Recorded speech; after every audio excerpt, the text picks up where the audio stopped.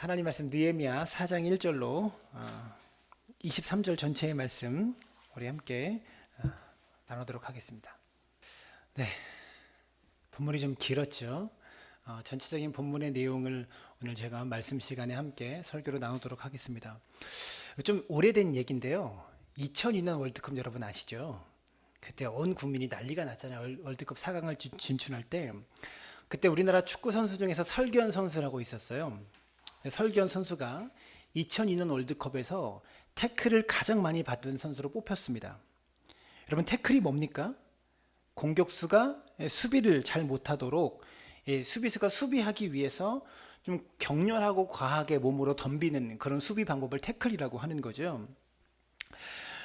그런데 그 태클을 가장 많이 받은 선수가 우리나라의 설기현 선수였다고 하는 거예요.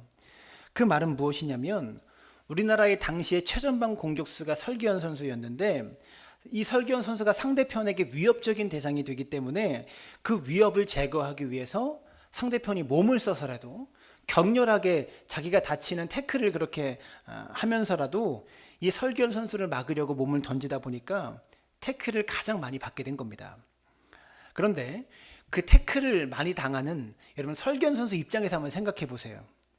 상대편이 나한테 막 태클을 걸어온다면 발을 공격하니까 발을 막 슬라이딩해서 막 공격해 오니까 좀 살살 하려고 축구를 좀 적당히 하고 살살 하면 참 좋지 않겠습니까? 근데 그렇지 않죠. 태클을 마다하지 않고 몸싸움을 마다하지 않고 내가 적극적으로 부딪히면서 열심히 공격해야 골을 넣을 수가 있는 겁니다. 상대방이 태클을 걸어온다고 해서 피하고 도망쳐 버리면 공격수로서는 그 사람은 자격이 없는 것이죠. 여러분, 영적인 원리도 마찬가지입니다. 사탄은 우리 믿는 성도들이 하나님의 일을 하지 않고 가만히 잠자고 있을 때 내버려 둡니다. 뭐 잠자든 말든 상관없으니까 뭐 잠이야 뭐 잘 수 있는 거죠. 그럼 내버려 두는 거죠. 그러나 하나님의 사람들이 하나님의 일을 하려고 할 때마다 은혜를 받고 주를 위해 헌신하려고 할 때마다 사탄은 태클을 걸어옵니다. 비난과 온갖 조롱과 모욕들 그리고 온갖 태클을 걸으면서 주의 일들을 감당하지 못하도록 그렇게 우리에게 태클을 걸어온다라는 것이죠. 그럴 때 우리가 정말 공격수라면 하나님의 일을 맡은 공격수라면 그런 태클을 마다하지 않고 오히려 대응하면서 하나님의 뜻을 붙잡고 적극적으로 대응해 나가야 될 것이 마땅하다라는 겁니다. 오늘 우리가 읽고 있는 느헤미야서도 마찬가지입니다. 이스라엘 백성들이 예루살렘 성벽이 지금 다 무너졌잖아요. 나라가 위기입니다. 성벽이 무너져가지고 외적들이 늘 침입해오는 그런 위기 속에서 뭐 예루살렘 성벽이 무너져 있든지 말든지 뭐 그렇게 방치하고 있을 때도 여러분 사탄은 가만히 있었어요. 그들이 그 생각으로 그냥 무너져 있든지 말든지 그런 생각으로 살아갈 때 사탄이 가만히 있었어요. 그런데 느헤미야가 아닥사스다 왕의 허락을 맡아서 왕의 조서를 들고 페르시아 제국의 좋은 재료들을 쓸 수 있는 권한을 맡아서 허락을 받아가지고 백성들한테 찾아와서 성벽을 재건하는 일을 하기 시작하니까 태클을 걸어옵니다.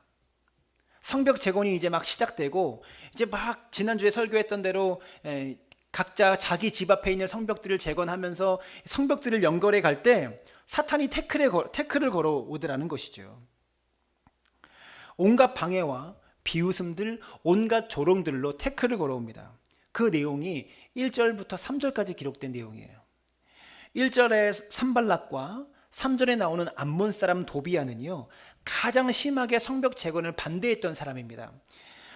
그 중에 한 사람 산발락은 사마리아 총독이에요. 그러니까 이스라엘이 강성해지면 사마리아 제국의 총독이었던 산발락이 지역의 총독이기 때문에 위협을 느끼죠. 바로 옆 나라 총독이기 때문에 위협을 느낍니다. 그래서 성벽 재건을 못하도록 자꾸 태클을 걸어온다라는 거예요. 어떻게 태클을 거느냐? 1절을 보세요. 1절과 2절인데 산발락이 우리가 성을 건축한다함을 듣고 크게 분노하여 유다 사람들을 비웃으며 자기 형제들과 사마리아 군대 앞에서 일러 말하되 이 미약한 유다 사람들이 하는 일이 무엇인가? 스스로 견고하게 하려는가? 제사를 드리려는가? 하루의 일을 마치려는가? 불탄 돌을 흙무더기에서 다시 일으키려는가? 하고 무슨 말이냐면 저런 미약하고 힘도 없는 인간들이 뭘 한다는 건가? 성벽을 쌓으면 너희의 약한 국방력이 해결될 줄 알아? 그런 거 아니야.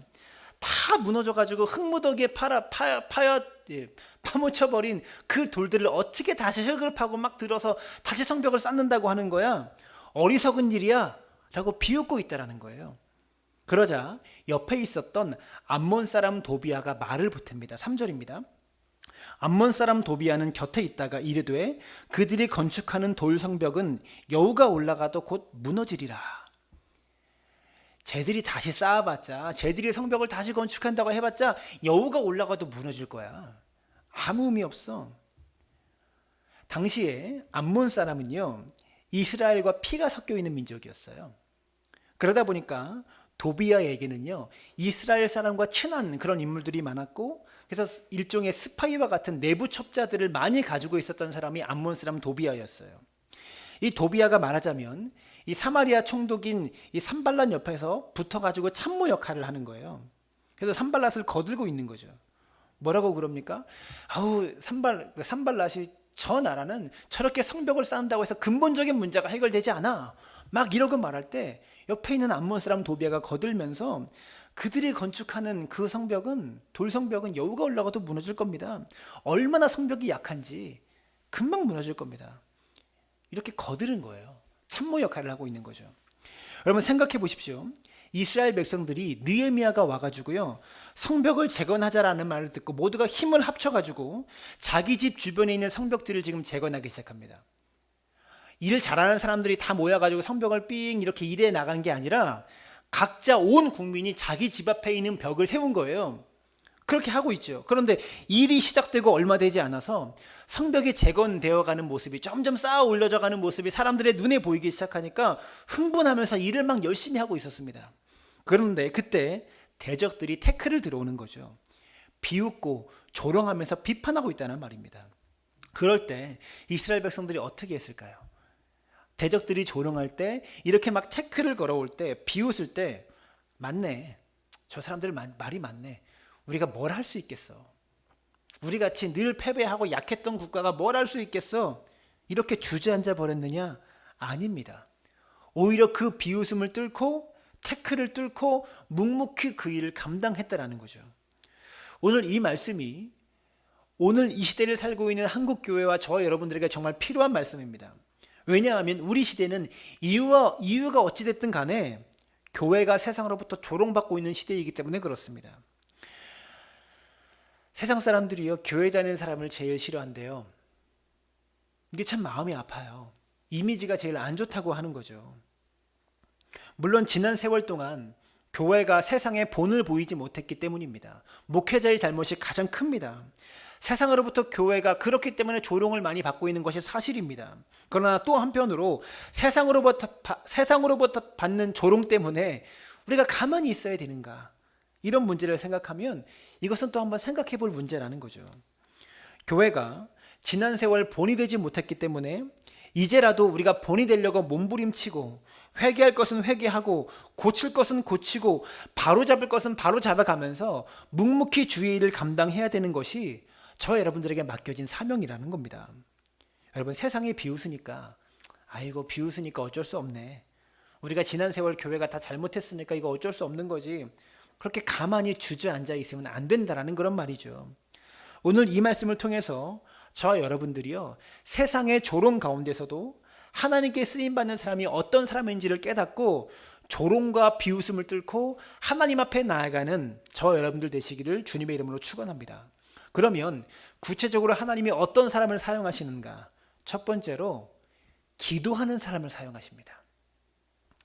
너무 당연한 말 같지만 이렇게 조롱하는 말을 듣고 느헤미야가 보인 반응이 무엇입니까? 기도였습니다. 산발랏과 도비아의 조롱에 느헤미야가 제일 처음 한 반응이 기도였어요. 4절 말씀 보시면 이렇게 말합니다. 우리 하나님이여 들으시옵소서, 우리가 업신여김을 당하나이다. 느헤미야는요, 산발랏과 도비아가 조롱하는 말을 듣고 대응하지 않았어요. 뭘 합니까? 하나님 앞에 기도하기 시작합니다.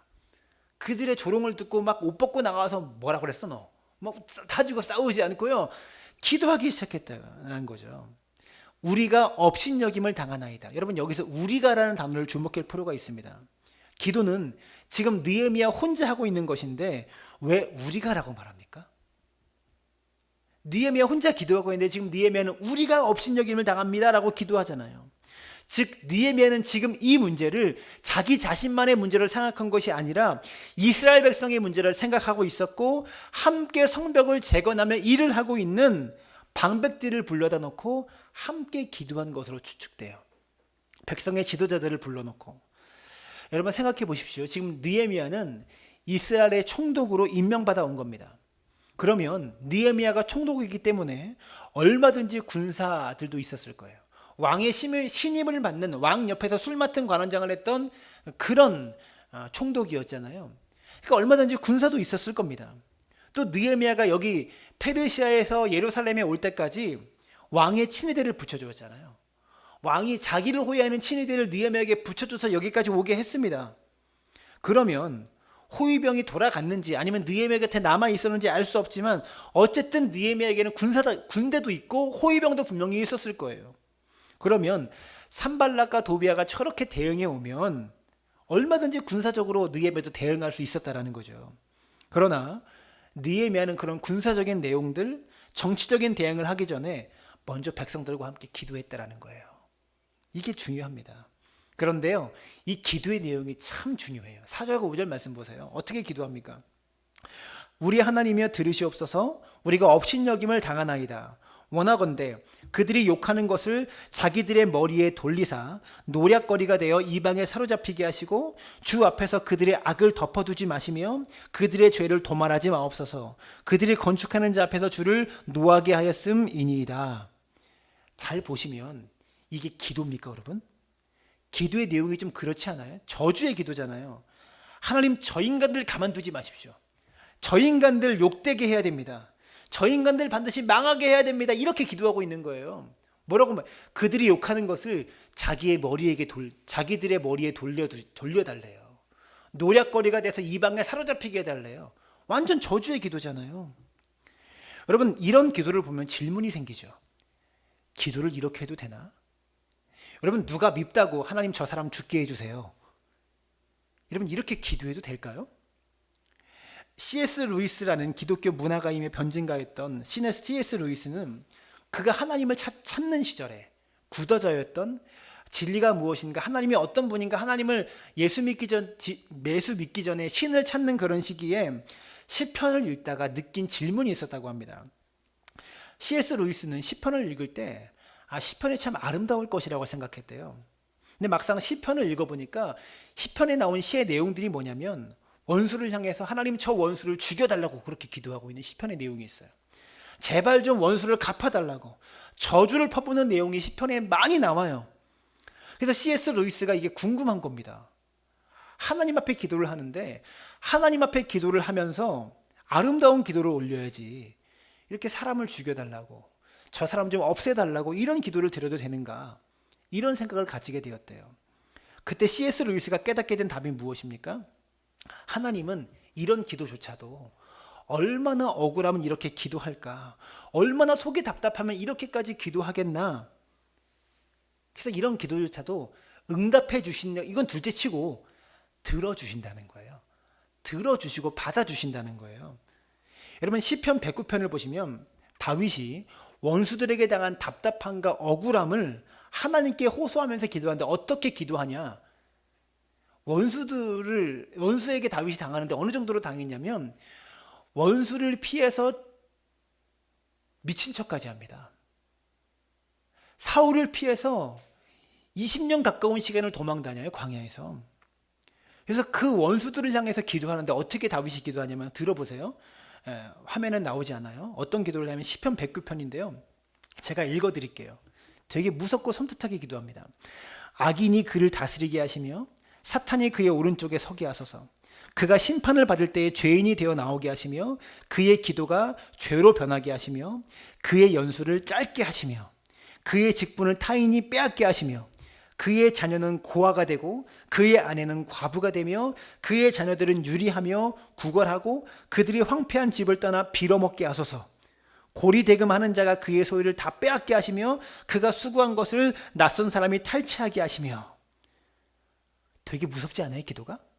자식들이 고아가 되게 해달라고 기도하고요. 연수가 짧아지게 해달라고 기도하고요.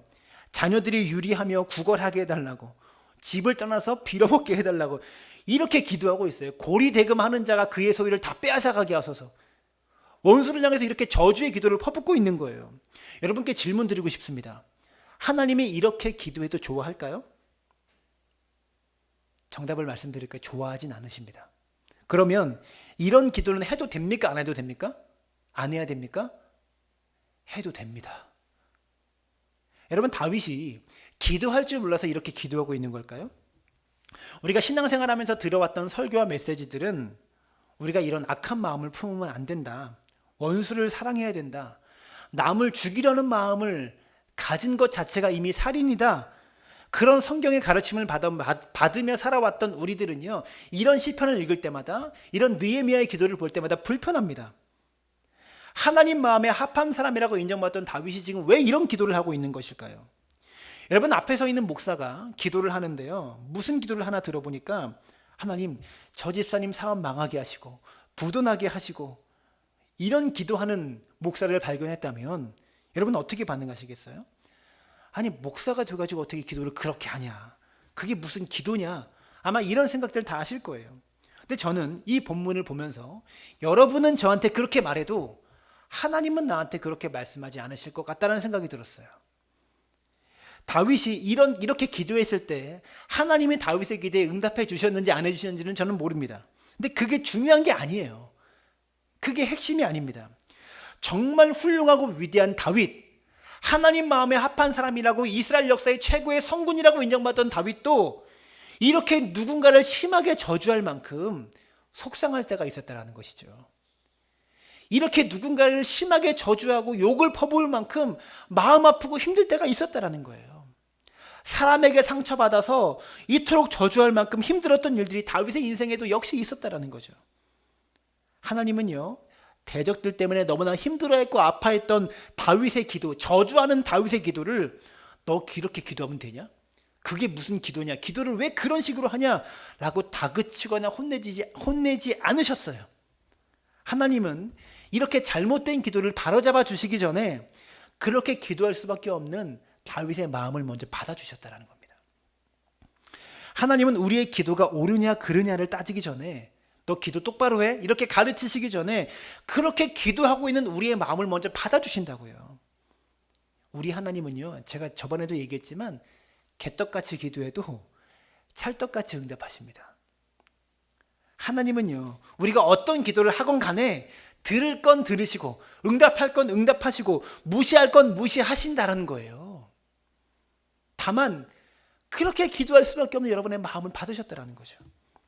인격이 있으신 하나님이기 때문에 알아서 응답해 주십니다. 다시 말해서 하나님 앞에 꼭 바른 말만 하려고, 아름다운 말만 하려고, 착한 모습으로 하나님께만 보이려고 그렇게 하나님께 다가가지 않으셔도 된다라는 거예요.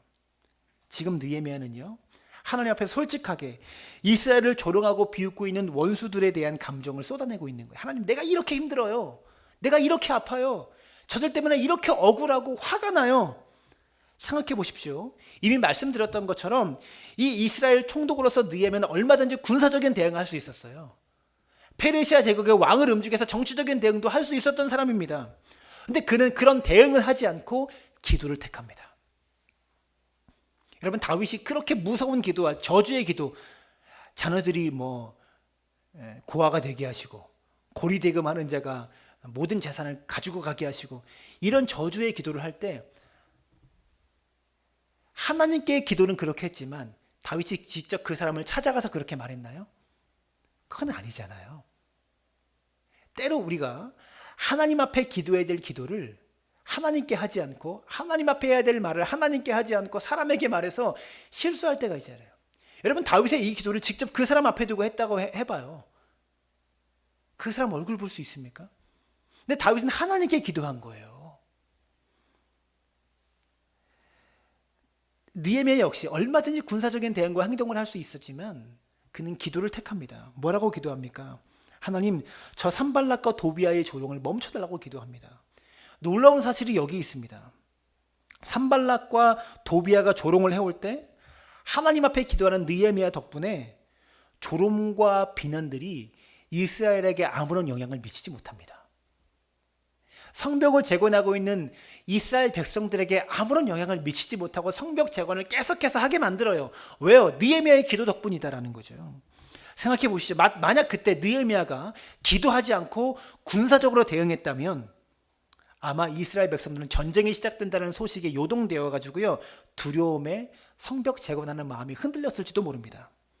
그러나 오히려 느헤미야가 군사적으로 대응하지 않고 기도함으로 나아갈 때 백성들의 마음이 흔들리지 않고 이어지는 말씀에서 보여지는 것처럼 오히려 성벽 재건에 이들이 더 집중할 수 있었다는 거예요.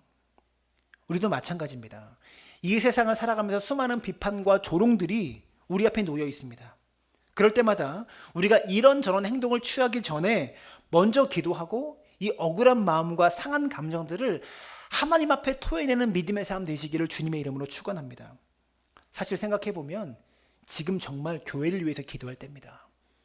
나라가 어지럽고 어수선하고 기독교에 대한, 교회에 대한 여러 가지 비판이 넘쳐가는 이때에 우리가 대응할 것이 아니라 기도해야 될 때라고요.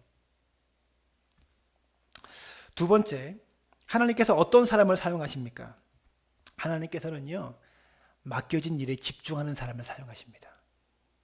6절의 말씀 함께 보겠습니다. 6절 이렇게 말합니다. 이에 우리가 성을 건축하여 전부가 연결되고 높이가 절반에 이르렀으니 이는 백성이 마음을 들여 일을 하였음이니라. 이렇게 말하죠. 희한하죠? 저들이 태클을 걸어왔습니다. 비웃고 조롱하고 그렇게 성을 쌓아서 되겠냐? 여우가 올라가도 무너질 거야. 이렇게 비웃었습니다. 그런데 느헤미야는 지도자들과 함께 기도했고 백성들은 마음을 들여서, 마음을 담아서 성벽을 계속 재건합니다. 원수들의 조롱 속에서 성벽을 재건했어요. 그래서 모든 성벽들이 다 연결되어졌습니다. 각자 집 앞에 성벽을 맡았으니까, 자기 동네에 있는 성벽을 맡았으니까 부분 진행되었던 성벽 재건이 이제는 다 산발적으로 막 부분 진행되는 성벽 재건이 다 연결되어 가지고요, 아직 완전한 높이까지 올라오지 않았지만 6절에 보면 높이가 절반까지 이르렀으니라고 말하고 있어요. 즉 성벽을 재건하는 일이 절반쯤 완공됐다라는 그런 말이죠. 생각해 보십시오. 지금 적들이 비방하고 조롱하고 있는 상황입니다. 그럼 평소에 이스라엘 백성이라면 늘 외적의 침략을 당했기 때문에 비방과 조롱에 눌려가지고요, 아무 일도 못해야 정상일 것 같은데 그게 원래 이스라엘 백성의 수준이었고 모습이었거든요. 그때 오히려 느헤미야는 지도자들을 모아놓고 기도했고 백성은 마음을 모아 일을 계속하고 있었기 때문에 적들의 방해 속에서도 성벽이 진행되어 갔다라는 그런 말입니다. 한마디로 무슨 말입니까? 태클이 있든 비방이 있든 조롱이 있든지 그것 때문에 하던 일을 멈출 때가 아니라는 겁니다. 맡은 일에 계속해서 집중해야 될 때라는 사실을 보여주고 있는 겁니다. 쉽게 말하면 이렇게 표현할 수 있을 것 같아요. 시작할 때, 그리고 지난주에 제가 축구 얘기를 잠깐 했죠. 야구 얘기를 하면 야구에서 강타자가 있잖아요. 공을 잘 치는 강타자. 뭐 삼성의 이수겸이나 롯데 이대호 같은 그런 선수. 그러면 강타자가 타석에 딱 들어서면 투수가 제일 먼저 던지는 공이 뭐냐면 몸쪽으로 빠른 직구를 던집니다. 타자가 타석에 딱 서잖아요. 제일 먼저 뭘 던지? 몸쪽으로 오는 빠른 직구를 던져요. 바짝 붙여서. 왜냐하면 타자가 타석에 더 가까이 이렇게 막 붙을수록 이 배트가 맞는 확률이 넓잖아요. 그러다 보니까 몸쪽으로 투수가 빠른 직구를 막 던지면 타자가 깜짝 놀라가지고 자기 몸에 맞을까봐, 맞으면 되게 아프거든요, 야구공이. 자기 몸에 아플까봐 한 발 물러서게 되거든요. 그래서 타석에서 한 발짝이나 반발짝 뒤로 물러서게 하려고 위협공을 던지는 겁니다. 그렇게 물러서게 만들어 놓고 바깥쪽으로 공을 던지면 삼진으로 잡을 수 있는 거예요. 문제는 여기 있습니다. 그 위협구가 무서워서 강타자가 한 발짝 뒤로 물러서서 타격을 하면 그 다음부터는 정상적인 타격을 할 수가 없어요. 타격의 밸런스가 틀어져서 정상적인 타격을 할 수가 없는 겁니다.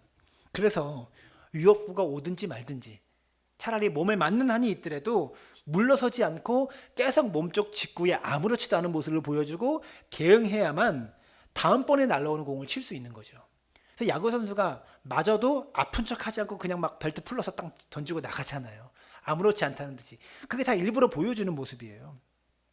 즉 위협한다고 해서 도망쳐버리면 아무 일도 할 수 없는 것이죠.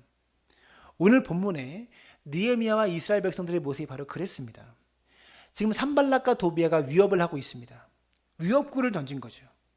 그들이 진짜 이스라엘에게 쳐들어와서 해할 수도 있습니다. 그리고 많은 침략을 이스라엘은 그동안 받아왔어요. 그런데 해하려고 던졌다기보다 급하니까 비판과 조롱으로 위협구를 던진 거예요. 그때 만약 이스라엘 백성들이 움츠러져 가지고 한 발짝 뒤로 물러섰다면 성벽을 재건하는 일이 완공이 되기는커녕 그냥 주저앉아 버릴 수 있는 그런 상황이었다고요. 그러나 그들은 물러서지 않고 오히려 앞으로 더 전진하고 더 타석에 바짝 붙어서 어떻게든 이겨내려고, 어떻게든 안타를 치려고 애썼기 때문에, 맡은 일에 집중했기 때문에 이런 상황 속에서도 성벽을 재건할 수 있었다라는 겁니다. 느헤미야가 뒤로 물러서지 않고 앞으로 오히려 더 한 발짝 타석에 붙었다는 사실을 보여주는 내용이 4장에 쭉 등장합니다. 16절 말씀 보십시오. 16절 이렇게 말하죠. 그때로부터 내 수하 사람들이 절반은 일하고 절반은 갑옷을 입고 창과 팡배와 활을 가졌고 민장은 유다 온 족속 뒤에 있었으며. 무슨 말이냐면 비판을 해오고 조롱을 쭉 해오니까 어떻게 했느냐? 느헤미야가 1진과 2진을 나눕니다.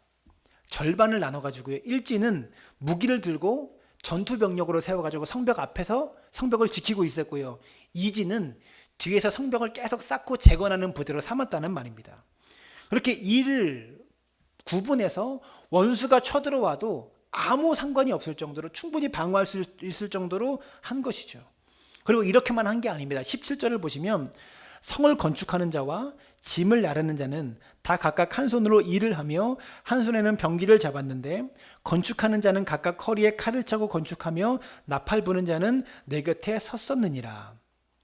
무슨 말이냐면 혹시라도 성벽을 공사하고 있는 2진의 군대가 앞에 1진이 전투를 치르는 가운데 병사가 모자라면 언제든지 전쟁에 뛰어들어갈 수 있도록 한 손으로는 일하는 도구를 잡고 한 손으로는 병기, 칼을 잡고 있었다는 거예요. 건축일 하다가 2진 군대가 건축일 하다가 전쟁이 일어나면 언제든지 뛰어들어가서 전쟁에 참여할 수 있도록 후방 부대를 단단히 준비시켰다라는 거죠. 심지어 21절과 22절을 보면 우리가 이같이 공사하는데 무리의 절반은 동술 때부터 별이 나기까지 창을 잡았으며 그때에 내가 또 백성에게 말하기를 사람들마다 그 종제와 함께 예루살렘 안에서 잘지니 밤에는 우리를 위하여 파수하겠고 낮에는 일하리라. 동이 틀 때부터 별이 나올 때까지 한밤중에도 창을 잡고 있었다라는 말입니다. 그리고 집이 아니라 예루살렘 성벽에 서서 파수하는 파수꾼을 세웁니다. 그러니까 병사들을 세워가지고 이렇게 대응하니까 상대방이 비판을 해오든지 말든지 이스라엘 백성이 두려워하지 않고 일을 계속 진행할 수 있었다라는 그런 말입니다. 여러분 지금 느헤미야의 전략은 이런 것이었습니다. 상대방이 비판을 해옵니다. 그러나 그 비판과 조롱 앞에서 멈추지 않고 주의 일을 계속해서 감당합니다. 맡은 일에 집중합니다. 비판과 조롱이 왔다고 해서 나는 못하겠다. 에이 뭐 때려치지. 이게 아니라 비판이 있기 때문에 더 그 일에 집중했다라는 것이죠. 여러분 인류가 발전한 역사들을 한번 생각해 보십시오. 수많은 발전들이 비판 없이 발전된 것이 하나도 없습니다. 사람들의 조롱과 모욕 없이 발전한 것이 아무것도 없어요. 역사상 제일 처음으로 증기기관차가 발명되었을 때 뉴욕에서 알바니아까지 지금이면 1시간 만에 가는 거리를 32시간 만에 갔대요. 증기기관차가. 하루에 간 것도 아니고 32시간 거리에서 증기기관차가 알바니아까지 도착하는데요. 사람들이 비웃었다고 합니다. 차라리 걸어가는 게 빠르겠다. 그런 걸 뭐하러 만들었냐. 여러분 최초에 엔진으로 가는 자동차가 나왔을 당시에 말 2필이 이끄는 마차보다 늦었습니다. 자동차 엔진이. 사람들이 얼마나 비웃었겠어요. 뭐하러 비싼 돈 들여 그런 자동차를 만들었냐. 저런 걸 차라리 말을 키우는 게 훨씬 효율적이지. 여러분 최초로 만든 전기, 에디슨이 발명한 전기등이 있잖아요. 전기로 주변을 환하게 만드는 전기등. 그 전기등을 최초로 만들었을 때 불이 들어오는지 안 들어오는지 확인해 보려고요. 호롱불을 켜가지고 전기등을 확인했대요. 이게 지금 전기가 흘러서 불이 들어오는지 안 들어오는지 확인하려고 호롱불 켜서 확인했대요. 사람들이 얼마나 비웃었겠습니까? 근데 지금 어떻습니까? 그 전기 없이 우리가 살아갈 수 있습니까? 없잖아요. 자동차 없이 우리가 살 수 있습니까? 없잖아요. 그 시대의 비웃음을 뚫고 새로운 시대가 열린 겁니다.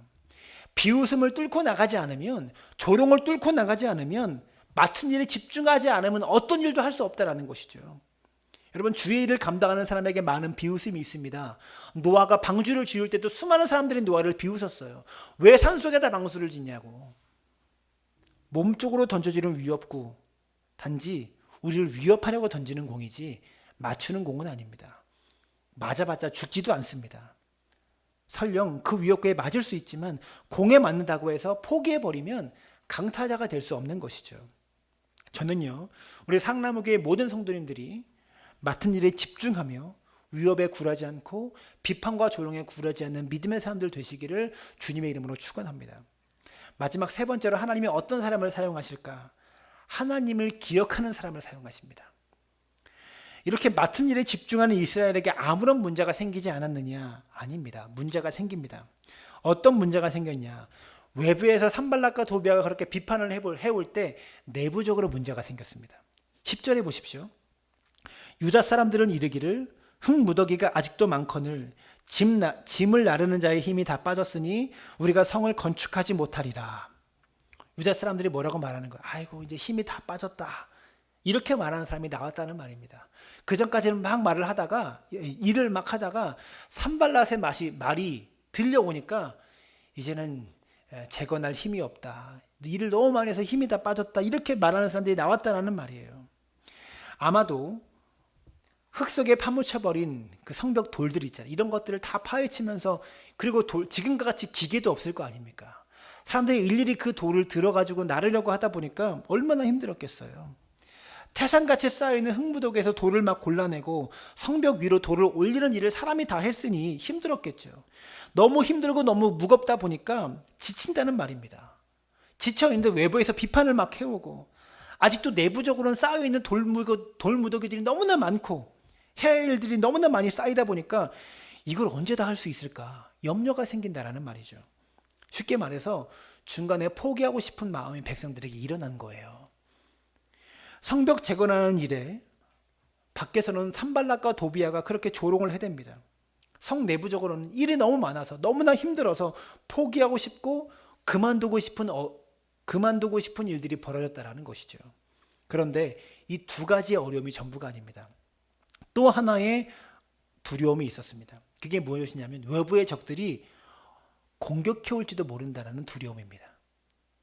산발락과 도비아가, 암몬이, 모압이, 그리고 사마리아가 언제 공격해 올지 모른다는 두려움이었습니다. 7절과 8절을 보십시오. 산발락과 도비아와 아라비아 사람들과 암몬 사람들과 아스돗 사람들이 예루살렘 성이 중수되어 그 허물어진 틈이 메꾸어져 간다 함을 듣고 심히 분노하여 다 함께 꾀하기를 예루살렘으로 가서 치고 그곳을 요란하게 하자 하기로. 무슨 소리냐면 산발락과 도비아, 아라비아 사람들, 암몬 사람들, 아스돗 사람들이 예루살렘 성이 이제 다 세워져 가고 있으니까 그거 성벽 다시 재건하면 우리가 들어가기 좀 힘들지 않냐? 지금은 그냥 내 집 들어들듯이 가서 노략질 해오면 되는데 성벽이 다 무너져 있으니까. 근데 그거 재건하면 우리가 약탈할 게 없지 않냐? 이 얘기를 들은 거예요. 가만히 놔두면 이들이 성벽을 다 재건하겠다. 안 되겠다. 가서 공격하자. 이런 얘기가 상대편 적군 진영에서 나왔다는 겁니다. 그리고 이야기가 나온 건 괜찮아요. 그들 사이에서 그런 얘기가 나온 것은 괜찮은데 이런 이야기가 이스라엘 백성의 귀에 들린 거예요. 그러니까 힘은 힘대로 들고 아직은 할 일이 태산같이 남았고 그런 상황에서 꾸역꾸역 성벽 재건을 막 해가고 있는데 이스라엘 백성에게 곧 공격이 시작된다는 소식이 들리니까 마음이 무겁고 녹아내리고 두려움과 공포가 그들 마음속에 찾아오는 거죠. 불안감이 찾아옵니다. 여러분, 사탄이 노리는 것이 바로 이것입니다. 사탄은 성도들에게 불안감을 줍니다. 이러다 큰일 나면 어떡하지? 이러다 망하면 어떡하지? 불안감과 공포감을 우리에게 조성해서 우리로 하여금 주의 일을 못하도록, 맡은 일에 충성하지 못하도록 두려움을 준다라는 것이죠. 그럴 때 우리는 낙심하고 포기하게 되죠. 느헤미야는 그들의 마음을 붙들기 위해서 앞에서 살펴본 것처럼 1진과 2진을 나누어서 전투부대를 만들고 파수꾼을 세워서 방어를 합니다. 그러면서 아주 중요한 일을 합니다. 14절 말씀 보십시오. 내가 돌아본 후에 일어나서 귀족들과 민장들과 남은 백성들에게 말하기를 너희는 그들을 두려워하지 말고 지극히 크신 지극히 크시고 두려우신 주를 기억하고. 무슨 소리입니까? 그냥 군대만 세워서 방비한 게 아니고 느헤미야는 뭐를 했냐? 이렇게 군대를 세우고 파수꾼을 세워서 방비를 철저히 한 다음에 백성들에게 이 문제보다 더 크신 하나님, 더 크고 놀라우신 하나님을 기억해라라고 백성들에게 말하고 있는 거예요. 즉 제대로 된 지도자는, 진짜 지도자는 문제를 해결하기보다 하나님을 기억하게 만듭니다. 제대로 된 목사는요, 여러분의 문제를 해결하고 교회의 문제를 해결하기보다 여러분으로부터 하나님을 기억하게 만든다는 거예요. 우리는 자꾸 지도자는 문제를 해결하는 사람이라고 생각합니다. 제대로 된 지도자는 문제를 해결할 능력이 하나님께 있기 때문에 백성들이 하나님을 기억하도록 만드는 사람이에요. 아무리 문제가 대단해 보여도 하나님은 문제보다 크십니다. 따라서 우리가 하나님만 기억한다면, 어떠한 상황 속에서 하나님만 바라보고 하나님만 기억한다면 문제는 감당할 수 있다는 거죠. 백성들이 마음이 약해지고 두려워지고 그들 마음속에 공포가 일어난 이유가 무엇입니까? 하나님이 안 보이고 그들의 눈앞에 있는 문제만 보였기 때문입니다. 그들의 눈앞에 있는 산발란만 보였기 때문입니다. 페르시아만, 암몬만 보였기 때문입니다. 그러니까 이제 대적들이 이스라엘 백성들의 마음을 다잡고 준비한다는 소식을 들었습니다. 대비를 철저히 하고 있다는 소식을 대적들이 들었습니다. 15절 보세요. 우리의 대적들이 우리가 그들의 의도를 눈치챘다 함을 들으니라. 하나님이 그들의 꾀를 폐하셨으므로 우리가 다 성에 돌아와서 각각 일하였는데. 무슨 말이냐면 산발락과 도비야 이런 사람들이 아이고 이스라엘이 눈치챘구나, 우리가 공격하려는 걸 눈치챘구나, 이것을 알았다는 말이에요, 대적들이. 그래서 공격할 마음이 사라져버렸다라는 그런 말입니다. 그런데 그 공격이 사라진 것을 느헤미야가 뭐라고 표현합니까? 하나님께서 그들의 꾀를 폐하셨다라고 표현하고 있어요. 즉 느헤미야가 잘한 일이 바로 이것입니다. 느헤미야는 처음부터 끝까지 하나님을 기억하는 사람이었습니다. 수상궁에 있을 때부터, 예루살렘 성벽이 무너졌다는 소식을 들을 때부터 하나님을 기억했습니다. 그래서 아닥사스다 왕의 조서를 들고 여기까지 올 때까지 이 모든 과정 속에서 하나님께서 도우셔서 내가 여기까지 왔고 백성들에게 하나님의 도우심으로 내가 여기까지 왔다고 간증까지 했어요. 급기야 대적들이 지금 예루살렘 성벽 재건을 방해하고 치려고 공격하려고 할 때도 백성들에게 하나님을 기억하도록 권면했고, 하나님이 도우셔서 대적들의 꾀를 폐하셔서 그들을 공격하지 않을 때도 하나님이 하셨다고 지금 간증하고 있는 느헤미야의 모습이다라는 거죠. 여러분, 오늘 우리도요, 우리 앞에 놓여있는 세상이 아무리 강해 보이고 튼튼해 보여도 하나님을 기억하면 능히 우리의 일을 감당할 수 있을 줄로 믿습니다. 반대로 아무리 돈이 많고 아무리 권력이 높고 아무리 대단한 일을 하고 있어도 하나님을 기억하지 못하면 망하는 인생이 될 수밖에 없다는 거예요. 하나님을 기억했던 유명한 한 분을 소개하고 설교를 마치려고 합니다. 바로 예수님입니다. 예수님이야말로 많은 조롱과 많은 핍박과 많은 모욕을 당하셨습니다. 예수님이 당하셨던 조롱과 모욕은 말로 표현할 수가 없어요. 사람들은 예수님을 향해서 세리와 죄인들의 친구라고 그렇게 막 욕하기도 했었고요. 예수님을 향해서 자칭 유대인의 왕이라고 모욕을 하기도 했었고요. 얼굴에 침을 뱉고 채찍질을 하면서 조롱했습니다. 십자가에 못 박으라고 대제사장들이 주도하고 소리쳤고, 예수님께서 십자가에 못 박혀서 매달리셨을 때 당신이 하나님의 아들이면 내려와 봐라, 이렇게 조롱까지 했습니다. 그렇게 예수님께서 모욕을 당하시면서도 예수님께서 보이셨던 반응이 두 가지입니다. 조롱과 모욕을 받으실 때 예수님이 보이셨던 반응이 두 가지입니다. 첫 번째는 침묵이었습니다. 모욕하는 사람들 향해서 화를 내거나 그들에게 분노를 뱉어버리신 적이 없었어요. 침묵하셨습니다. 그리고 예수님이 보이셨던 또 하나의 반응은 기도였습니다. 하나님 앞에 엎드려 기도하셨습니다. 십자가를 지시기 전에 겟세마네 동산에서 기도하셨습니다. 그렇게 기도하시던 예수님이 맨 마지막에 숨을 거두시면서 하신 말씀이 무엇입니까? 누가복음 23장 46절인데요. 이렇게 말합니다. 예수께서 큰 소리로 불러 이르시되 아버지, 내 영혼을 아버지의 손에 부탁하나이다 하고 이 말씀을 하신 후 숨지시니라. 예수님은 마지막 순간에 누구를 기억하셨습니까? 하나님 아버지를 기억했습니다. 사람들이 조롱을 받고 핍박을 받는 그 순간에 하나님 아버지를 기억하셨다라는 거예요. 왜 그렇습니까? 하나님 아버지를 기억하는 것이 진정한 승리이기 때문에 그렇습니다. 여러분, 우리가 이 세상에서 교회가 조롱을 받고 핍박을 받고 있습니까? 여러분이 하고 있는 일 가운데 많은 조롱과 핍박이 있습니까? 그때 기억할 것은 하나입니다. 하나님을 기억하는 사람은 반드시 승리합니다. 하나님을 기억하고 붙잡는 사람이 이깁니다. 교회가 이 세상에 조롱을 받고 핍박을 받고 있습니다. 그 조롱과 핍박을 받으면서 우리가 기억해야 될 것이 무엇입니까? 하나님 아버지를 기억해야 된다는 것을 우리가 잊지 않았으면 좋겠습니다. 사랑하는 여러분, 예수님께서 승리하신 것처럼, 느헤미야가 승리했던 것처럼 우리 모두가 하나님 아버지를 기억함으로 이 세상의 조롱과 핍박, 이 속에서도 세상의 태클 가운데서도 맡은 일에 집중하며 승리하는 믿음의 사람들 되어지시기를 주님의 이름으로 축원합니다.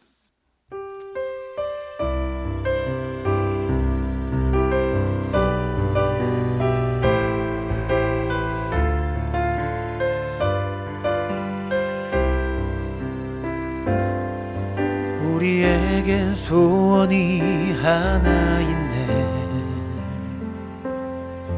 주님 다시 오실 그날까지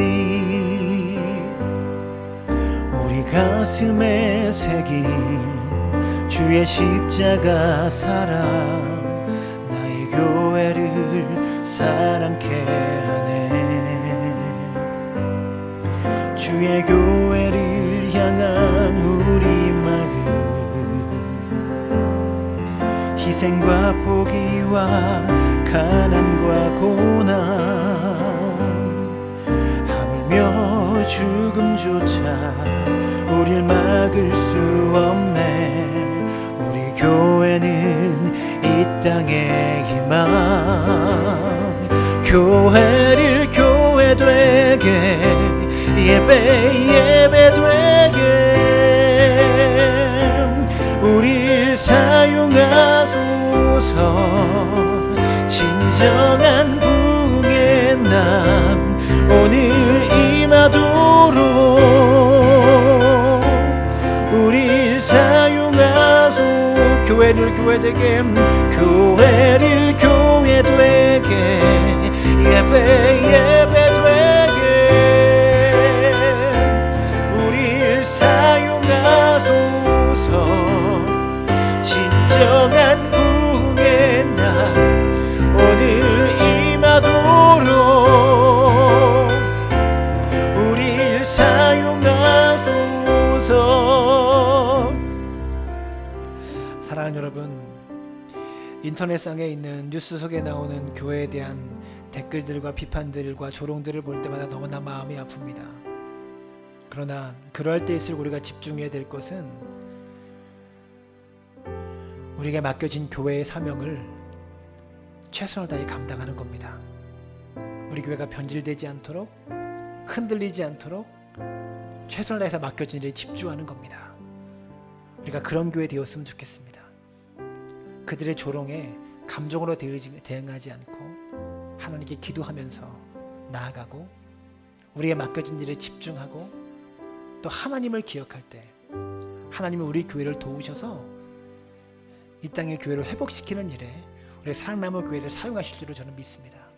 함께 기도할 때 무너진 교회의 권위를 다시 세우는 교회 되게 하시옵소서.